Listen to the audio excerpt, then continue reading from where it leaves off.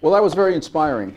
And Carol and I were chatting before the ceremony saying how wonderful it is to come to these events where we get to congratulate investigative reporters and celebrate investigative reporting. But I think all of us know that investigative reporting is really in a state of crisis.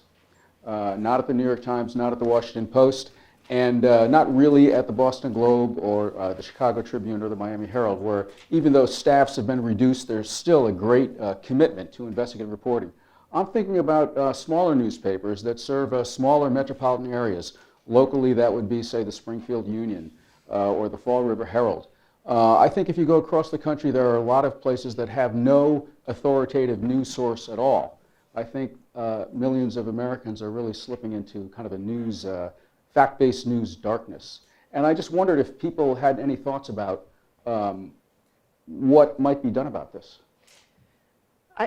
Well, I really wanted to talk about this, but I was, couldn't keep my train of thought. And what I wanted to say when I talked about the great shrinking newspaper is that, yes, the Miami Herald still has an I-team that it nurtures, but what we don't have is a reporter who covers the city of North Miami or North Miami Beach or Hialeah or Opa-locka, which, by the way, are some of the most corrupt, poorly governed municipalities in America and have been forever and ever. And that's an enormous, enormous loss. You can't hold officials in those towns accountable if you're not there, if they don't see your face in city commission meetings, if you don't walk into their office now and again and schmooze with them. And to me, that the enormous destruction of the local reporting infrastructure is the great tragedy for us of this time. And the shift away from robust local accountability journalism to aggregating a man bites dog, python eats alligator, naked bank robber stories from different states that we could all get via AP. We have at the Herald 5 or 6 people who do nothing but rewrite titillating stories from elsewhere in the country, and it gets us page views, but it doesn't help good governance in Dade County. I have a few observations. Chuck, you've been working at a solution to this for quite a while. Well, a lot of great journalists should not leave the profession of journalism. And when I started the Center for Public Integrity, it was the second or third nonprofit. Today, there are 151 nationwide, and there is we created an investigative news network now called the Institute for Nonprofit News. I like the first name better, but anyway. But it's doing journalism across the country, and it's doing things locally. I'm not saying it fills the breach. It doesn't. But, why did hundreds of foundations and individuals support the idea of journalism? Is you don't have information, you don't have anything. Goodbye democracy. I mean, it's fundamental. And so you're seeing all kinds of problems. We know we lost 15,000 to 20,000 journalists over the last 20 or so years. We know there are 27 states have no one covering their member of Congress in Washington, 1/3 fewer journalists in the state legislatures, 1/3 fewer journalists across the world covering international affairs. It's quite serious, and I don't want to suggest that the nonprofit journalism ecosystem fills that, but it's a little bit heartening. There are a lot of journalists who didn't want to go into PR. Just kidding. And they decided they were going to investigate the bastards, and they're not leaving their profession. And I actually think it's heroic and exciting. That part is exciting. It's uplifting, unlike the other stuff, and we both are very real. ProPublica has a local news project, I believe. Could you chat with us about that? Yeah, so ProPublica opened a regional office in July of last year. And the reason for it, when ProPublica was originally founded, that one of the main goals was to try to fill this void that has come up in local news. And it took them 8 years to get to it, but they opened up the first regional office in Illinois. And our mandate is to not really cover so much the city of Chicago and the county, although we do stories on that, but really is to focus more on what we call downstate Illinois and some issues that hit the state as a whole where they've lost a lot of journalists. They've also developed something called the Local Reporting News Network, where we hand out grants to small news organizations and then assist them in their work, either by providing them with some investigative reporters to work with or to work with one of our editors, Charlie Orenstein, to produce these. And they've been churning out a lot of great stories on the local level, places like Southern Illinois, where the HUD is shut down in Cairo, public housing there, and there's a housing crisis. And another Illinois story was the Mississippi. Some towns are building up the levees and flooding other towns. And so we're starting to chip away at it. It's just a start. Obviously, this is a huge issue that's going to require a lot more resource. Well, I think one of the bright spots in local investigative reporting is the flowering of these nonprofit online news organizations. I didn't realize there were 150. Is that right? Yeah, the INN, as we call it, when it started, had the first group that met at Pocantico, ironically, John D. Rockefeller's garage. But it's bigger than my house. But, but we met for 3 days and created this thing. And yeah, it is heartening to see what's happened. I always thought, and I still would like to see, I wanted to basically have an investigative news service that would actually, I mean, the organizations are proud of their work not at the end of the year and all that, but I actually think it could be far more robust, and I also would like collaboration to occur, as it has with the International Consortium around the world, with these groups, sharing content and looking at subjects for the whole nation. It has not evolved to that point yet. It should, and I think the world of all the people are trying to do this great work, but I think it's still developing. One of the concerns that I personally have is the tendency of audiences to sort of self-select, and this is a phenomenon on the internet in general. People will subscribe to online news organizations that they believe promote the views they already have, and it becomes it's difficult to reach people who have opposing points of view. And I wonder if you think that's a serious problem and whether there might be a solution to that. I don't mean that. Sure. I think it's a significant problem, and we have all these little silos and echo chambers of folks who have similar views, and we need news about the community, period, and it's got to be not so sectoral like that. It's really not good. The public, it's honestly, it's fairly pathetic. I mean, sound bites of TV have gone from 44 seconds down to 6. Yes. Good luck saying anything of note in 6 seconds. And so everything that's happened is not healthy for a democracy. There's no way else to put it. It should change. It should get better. It hasn't progressed quite nearly as far as I think it should. I mean, one way to deal with it, and it's something that we try to do, or I've tried to do, is as much objective reporting that can be done, and to sort of put the methodology and the work out there. So for the tax series, for example, we actually produced 2 studies that we published online so that we give readers an opportunity to really understand how we drew the conclusions that we came to. And I think data is a big part of that, being able to disclose the methods that you use, where your blind spots are, what you can't say, disclosing these things and kind of opening the process up a little bit to people. I think for a long time, journalism was like, you don't want to know how the sausage is made. We got it over here in the ivory tower, and at ProPublica Illinois, we've tried to open it up a little bit. Sometimes maybe it gets a little kitschy or whatever, but where we talk about how do we do our work, and people seem to really take to it. How do we do FOIA? What do we do with sources? It seems like opening up our process might help, and giving them, just being more transparent ourselves would, I think, go a long way. I think people really eat that stuff up. Yeah. You're unlocking the mystery of how the news is made that they consume. I think people just love it. It's uncomfortable exercise as a journalist at first. You think, who wants to know this? But yeah, it does pretty good. I think there's another threat to our business. It's not financial. And I'd say this was new, except that Chuck wrote a book about it 5 years ago. And it's his book, 935 Lies. I'm also talking about fake news. And, there is about in the land a concerted effort to attack our credibility and undermine what we do in a methodical, concerted way. And that is new. I mean, that is new. And so I wondered if folks have thought very deeply about that. Marty Barron, who is a hero of mine, who used to be the editor of the Boston Globe and is now the editor of the Washington Post, and he has said that the answer is to do our jobs and to just put out as much credible, fact-based news as we're capable of putting out. But I sometimes wonder, is that enough?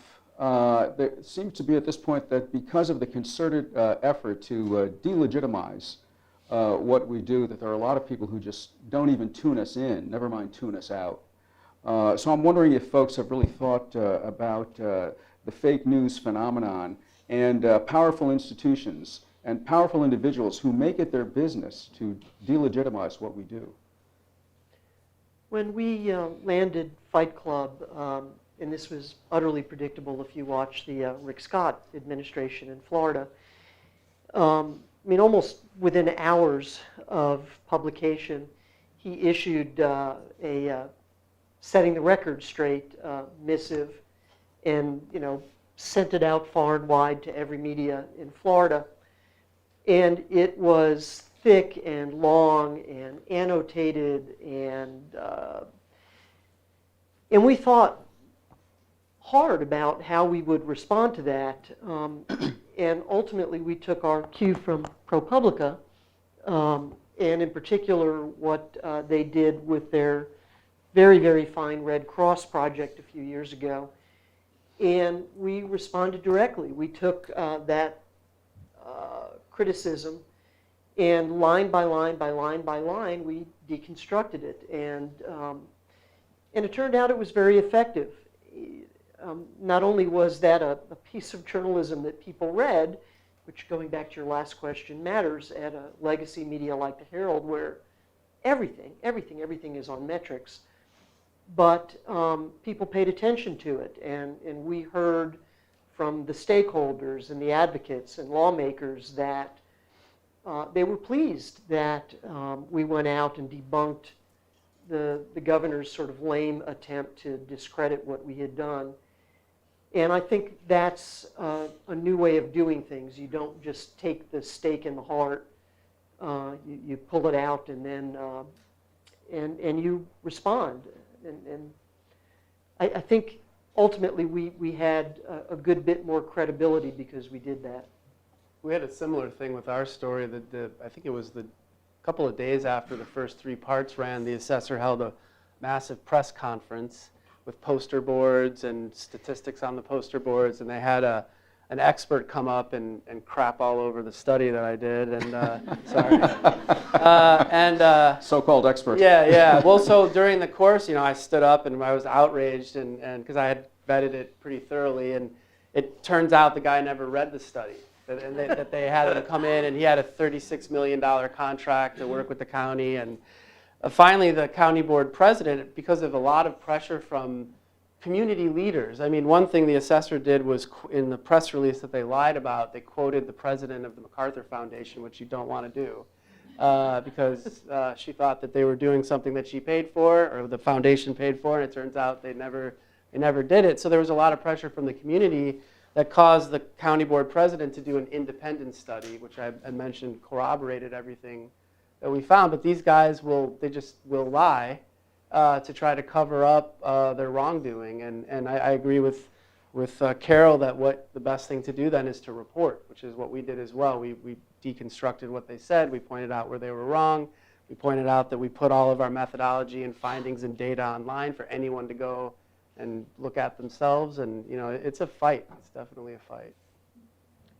I think one of the biggest problems we have, which Sandra Day O'Connor and others have talked about, is, I know it sounds stodgy and old-fashioned, but we don't really teach civics and government and all those kinds of things the way they were once taught. People don't understand anything. 20 years ago, 40% of the American people didn't know who the vice president was, for God's sake. And so there is a community that actually cares about facts and is pretty well educated, although only 30% of the citizens in this country have passports.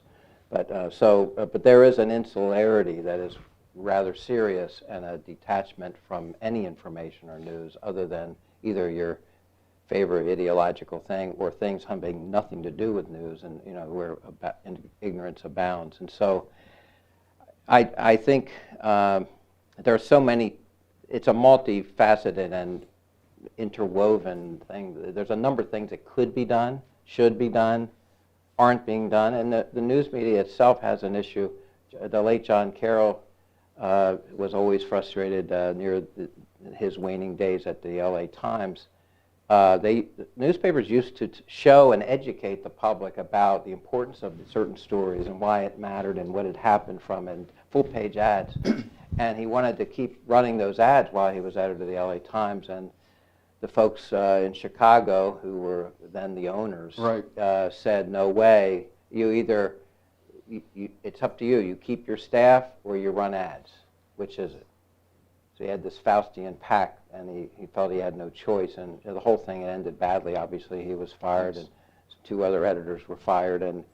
But so this is a mess. I mean, it's not a simple answer, and it's certainly not a simple problem and question, but I think it's extremely serious.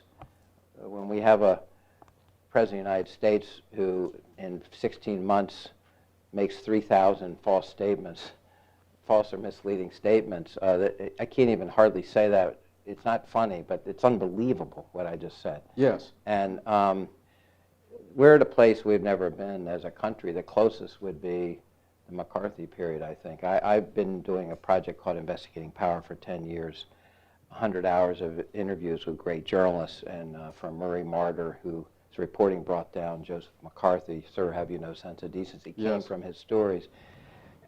And I'm fascinated by the question very much so, and it's gnawing away at me, because I think somehow the public's it has to break through to their consciousness about what's happening here. This is really, I think, quite scary. I think it ties back into the erosion of local coverage. There's no local coverage, and so people fixate on national issues.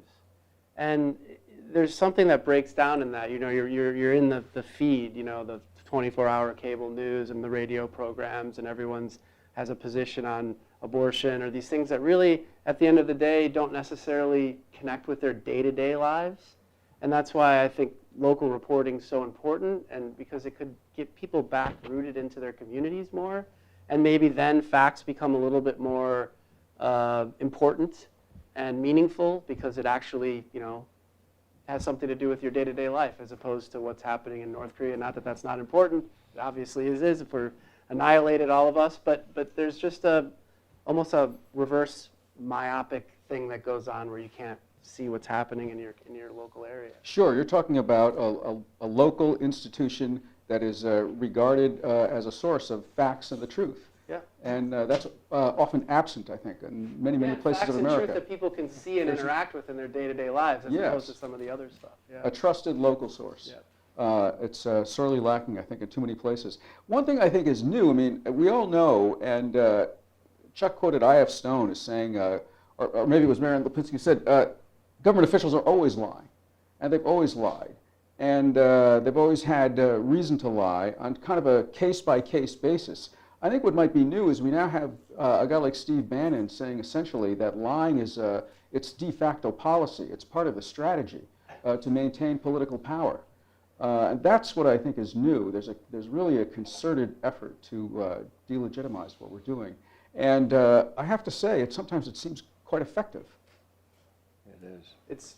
It's easy to lie. One of the things that we did is we ranked by the amount of money tax firms earn on the broken system, and the firm that earned the most was the Speaker of the House for 40 years law firm. And we confronted him, and of course he wouldn't talk to us, but he sent his people over, and we showed them our entire analysis, and they said, oh, you're wrong, there's not 40,000 commercial properties, there's 400,000. You got it all wrong. And we take the truth seriously, unlike them. And so I spent literally 3 days trying to prove that they were wrong. And it slowed us down. It was incredibly frustrating. And in the end, we were right. And of course, I called them back and said, hey, I verified it with X, Y, and Z, and you guys are wrong. And they said, nope, we're not wrong. I mean, is it right out of, or maybe it was pre-Donald Trump, because this guy's been around for a while. But that's just what they do to try to trip you up. And when you believe in the truth and you try to get as close to the truth as you can, it's much harder than lying. Lying's easy to do. Sure. I think another part of this equation is the rise of the crisis public relations firms. I wonder if anyone has had any direct contact with these.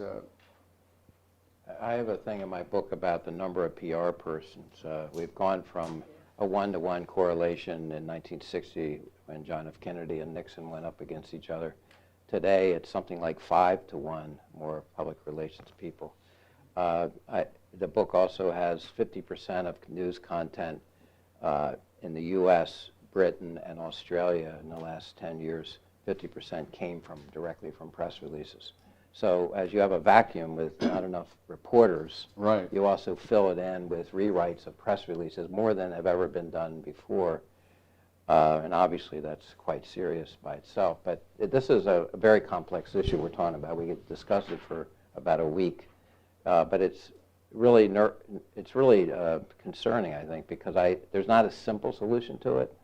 And it involves a number of players, from schools, teachers to, I think media and media responsibility, which doesn't exist. There's not a law about that, really. And I don't want there to be one, just to be clear.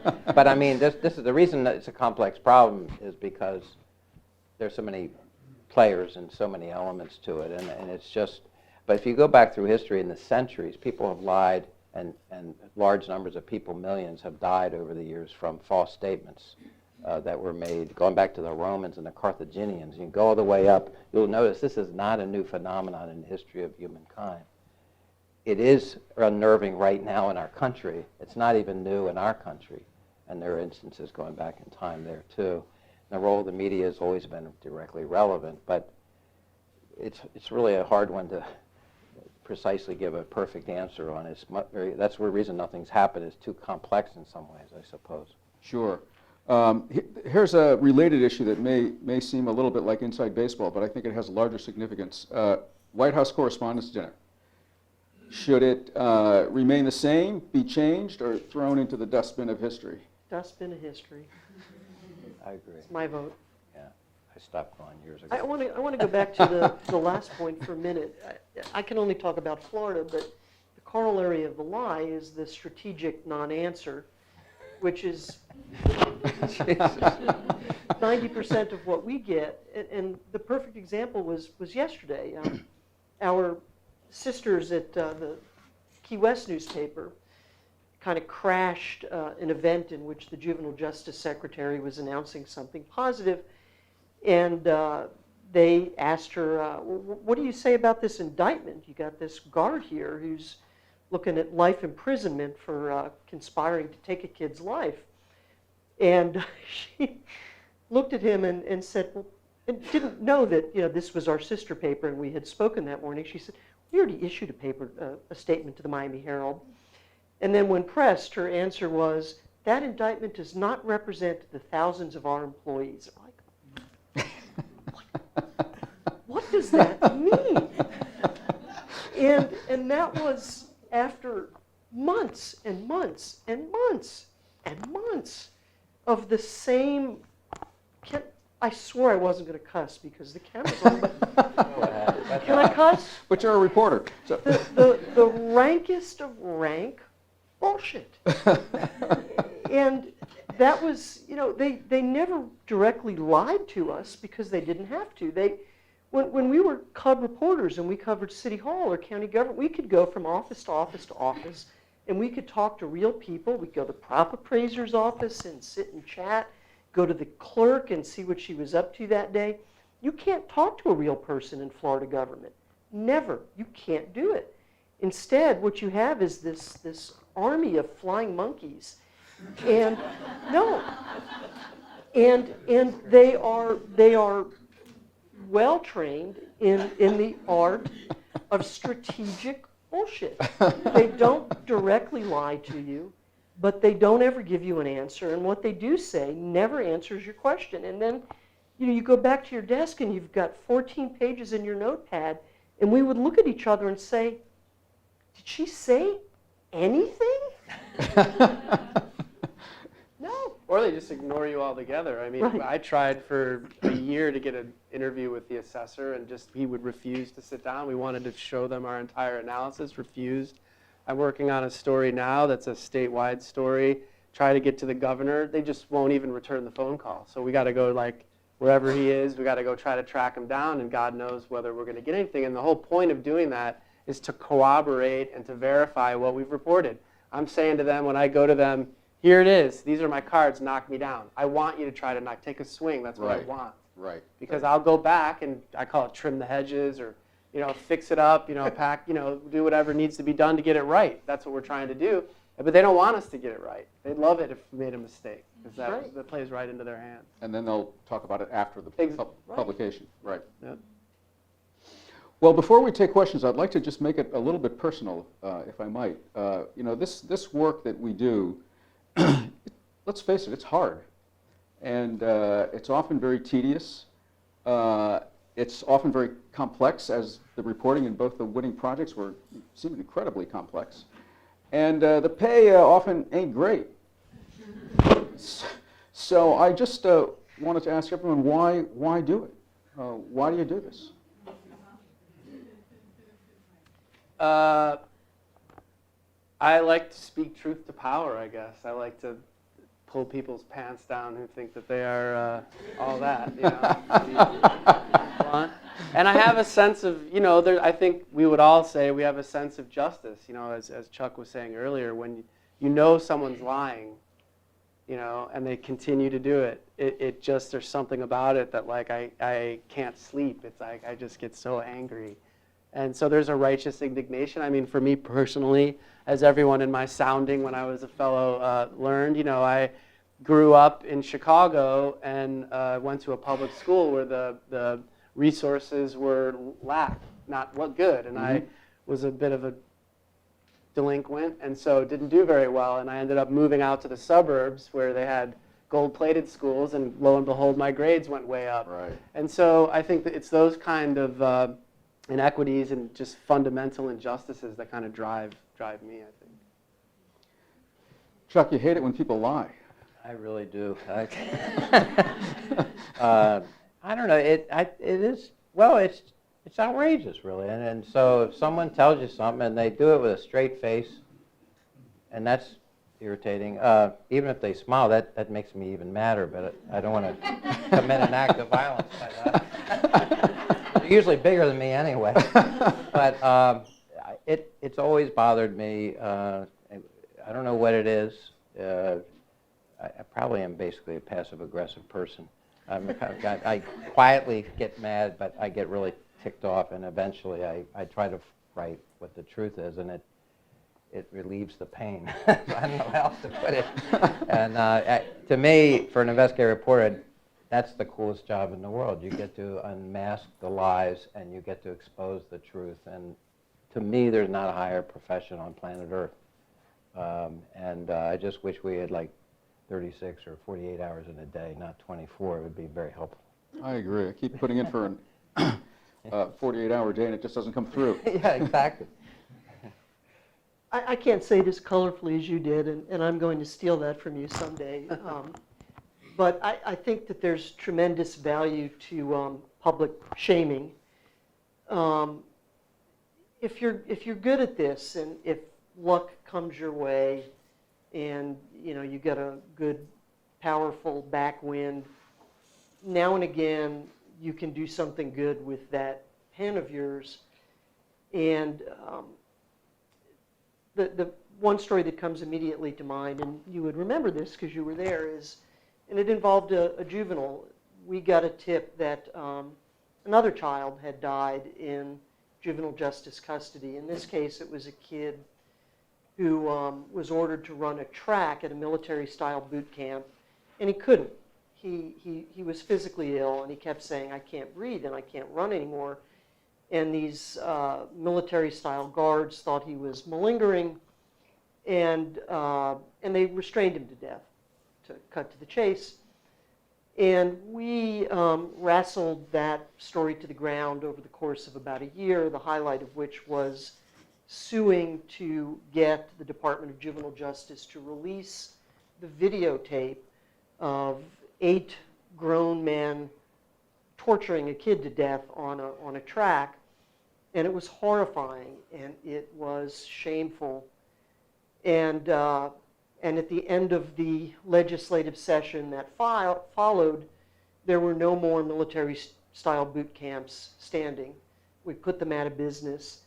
And if I die tomorrow, that will be one of the highlights of my life. And yes, I don't get paid a ton, and the conditions worsen every year. But I can't imagine doing anything else. Maybe I wouldn't work for free, but maybe I would.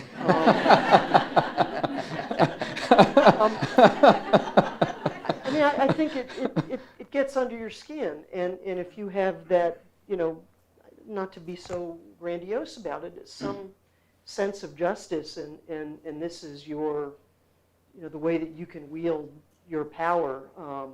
It's very addictive. Yeah, I'm either going to die at my desk or they'll kick me out at some point, because as you've heard, I have a big profane mouth. And you've all had the enormous satisfaction of improving the lives of ordinary people who've been terribly abused in one way or another.